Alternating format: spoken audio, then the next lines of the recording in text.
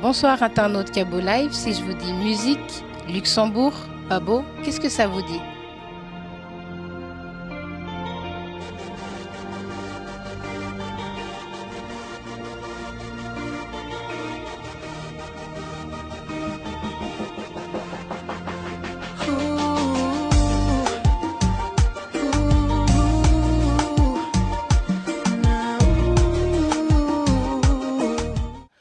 En 2010, Cabo Life Luxembourg t'avait fait une interview et là tu annonçais que tu travaillais dans ta tête sur le projet d'un album.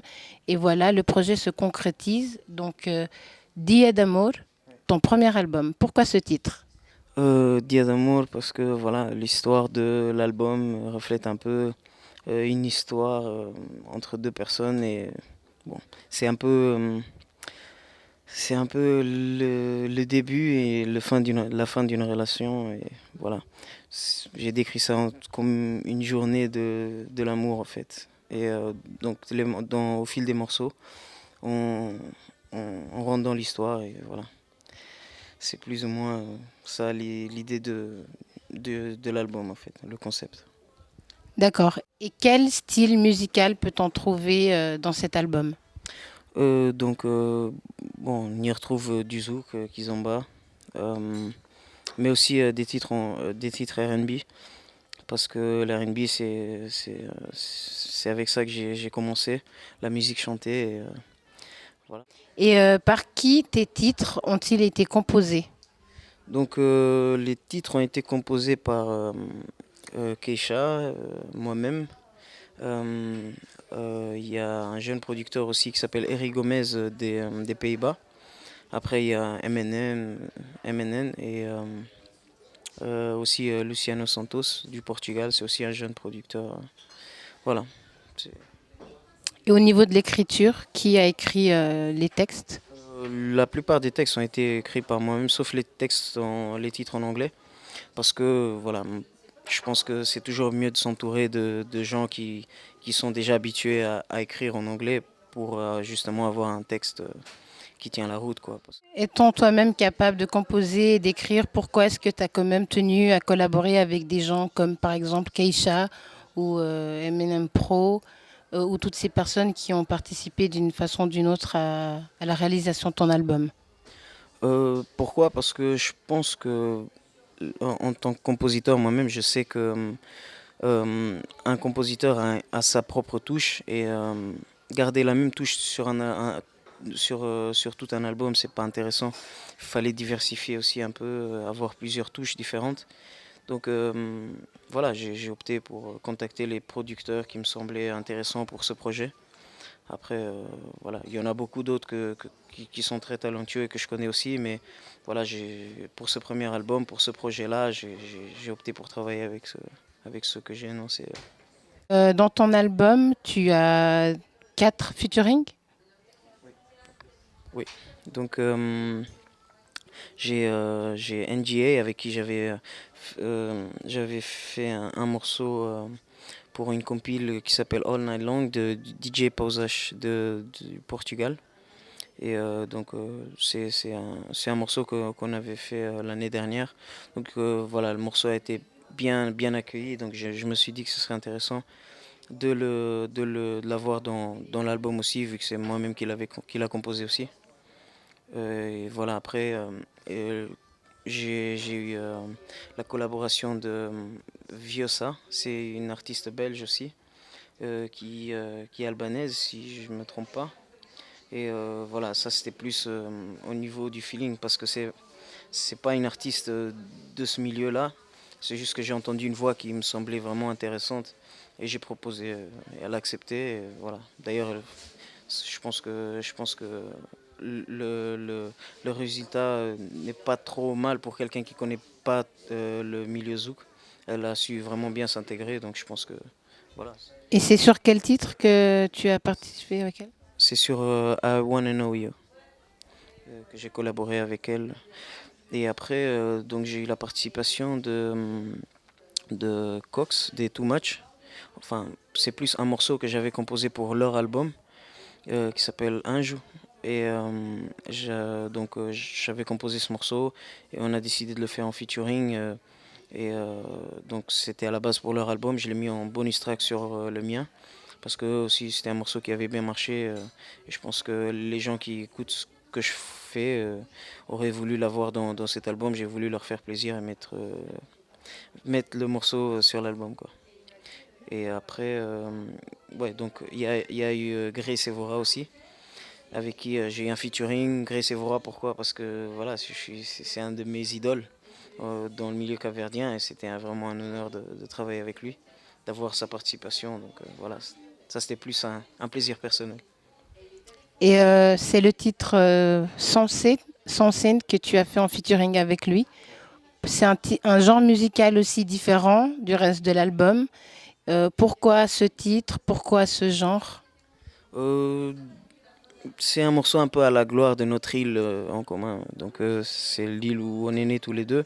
Et donc voilà, j'ai voulu faire ce morceau parce que voilà, je cherchais un point commun entre nous deux, et ça me semblait bien comme idée.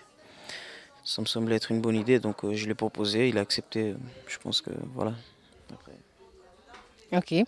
Et parmi les 14 titres de ton album, quel est ton coup de cœur? C'est toujours un peu compliqué de parler de son propre projet, de son propre travail. Après, il y a forcément des morceaux qu'on a plus aimé, où on a pris plus de plaisir à faire. Moi, personnellement, c'est plus euh, Dia d'Amour. Je pense que c'est le morceau où je pense où j'étais vraiment apaisé tranquillement, parce qu'on arrivait à la fin du projet et c'était un des derniers morceaux que j'ai écrit. Donc c'était un peu le morceau qui représentait un peu le bout du tunnel. Donc pour moi, c'est le morceau où j'ai pris le plus de plaisir à travailler dessus. De quoi parles-tu dans ce morceau, justement, Dia d'amour? Ah, Dia d'amour, bah, parce que voilà, ça, en quelque sorte, ça résume l'album, parce que c'est aussi le titre de l'album, justement. Et après, voilà, l'histoire du morceau, c'est deux personnes qui se sont connues et voilà, qui arrivent finalement au jour J. Et que voilà, où les choses doivent se passer. Et ça raconte un peu les préparatifs et voilà. D'accord. Euh, dans quel studio ton album a été enregistré? J'ai enregistré chez Thierry Doumerc à Paris, et j'ai enregistré dans un studio privé aussi à Anvers.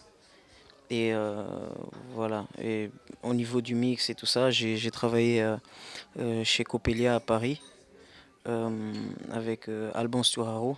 C'est un ingénieur son qui est assez connu plus dans le milieu R&B, R&B français. Des différents titres que tu as dans cet album, il y a deux titres qui ont déjà un clip, donc Cham Sonia et J'annonçais. Dans ces clips, il y a une mise en scène qui a été faite. J'aimerais que tu me dises comment est-ce que tu as vécu ce passage du chanteur qui chante en studio ou sur une scène face à son public, au chanteur qui devient quelque part acteur lorsqu'il tourne un clip. Ouais, acteur, je pense que c'est un grand mot. Après, bon, je pense que c'est comme dans tout. Je pense qu'il y a des différentes étapes. Ça, bon, pour moi, c'était pas évident parce qu'à la base, je suis pas très très à l'aise devant les caméras. Et ouais, donc, mais bon, je pense que tout s'apprend. Et après, il y a des choses, voilà, on peut pas passer à côté. Et aujourd'hui, le visuel, c'est une nécessité dans le milieu musical. Donc, il fallait que je passe par là. À un moment donné, on a franchi le pas. On a fait le premier clip qui était Chamsonia. Voilà, c'était un clip qui a été tourné au Portugal.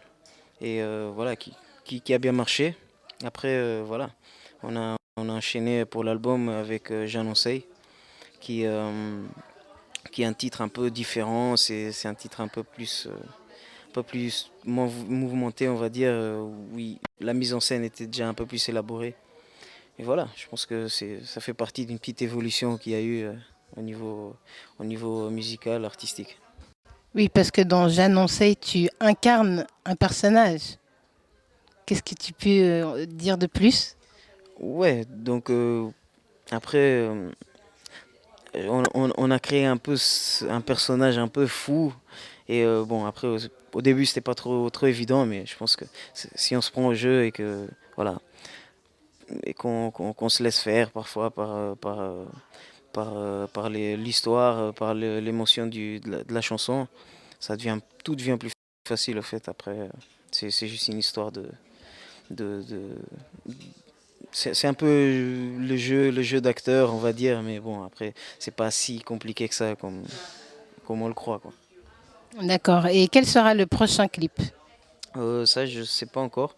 On est en train d'étudier un peu parce que l'album vient juste de sortir. On sait pas encore exactement quel titre mériterait vraiment un clip. Après, moi personnellement, je les clipperai tous.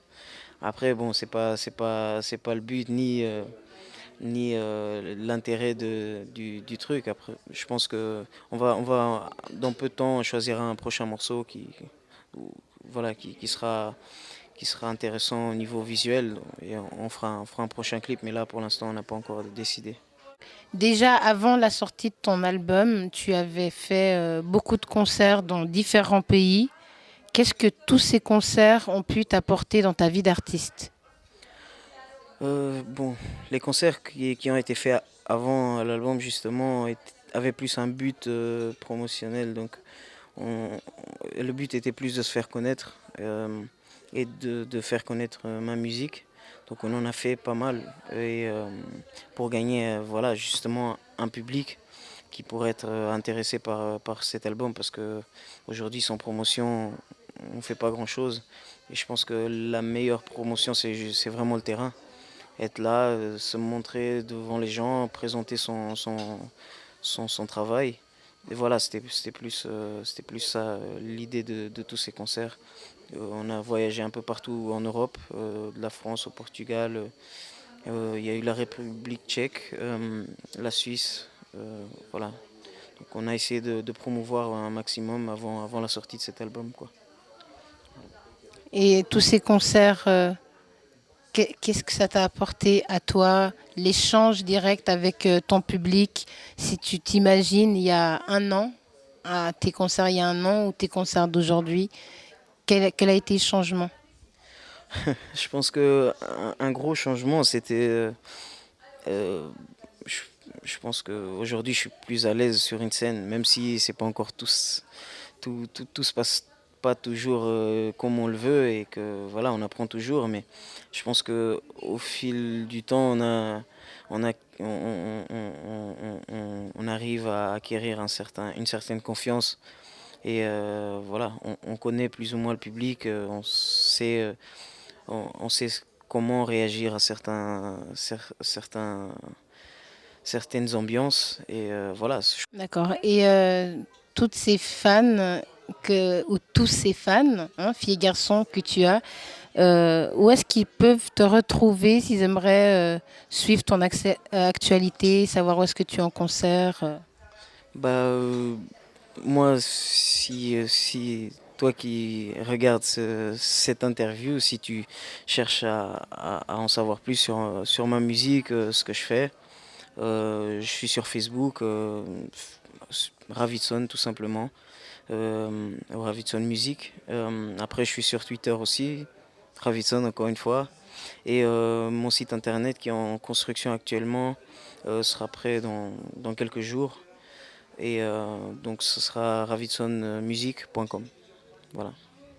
D'accord. Ben, Ravitson, Cabo Live te remercie pour cette interview et on te souhaite beaucoup de succès pour la suite et à bientôt.